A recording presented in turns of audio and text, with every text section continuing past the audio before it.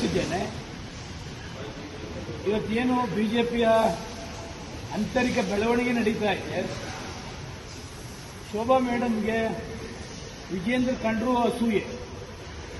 ಅಧ್ಯಕ್ಷ ಆಗಿರ್ತಕ್ಕಂಥದ್ದು ಶೋಭಾ ಮೇಡಮ್ ಸಹಿಸಕ್ಕಾಗ್ತಾ ಇಲ್ಲ.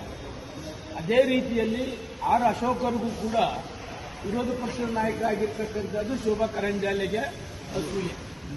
ಇವರಿಬ್ಬರನ್ನು ಕೂಡ ಏನಾದರೂ ಮಾಡಿ ಕೆಟ್ಟ ಹೆಸರು ತರಬೇಕು ಅಂತಕ್ಕಂಥ ದುರಾಲೋಚನೆಯನ್ನು ಮಾಡಿ ಇವತ್ತೆಲ್ಲ ಏನು ಬೆಳವಣಿಗೆ ಆಗ್ತಾ ಇದೆ, ಈ ಬೆಳವಣಿಗೆಗೆ ಶೋಭಾ ಕರಂದ್ಲಾಜೆ ಮೂಲ ಕಾರಣ.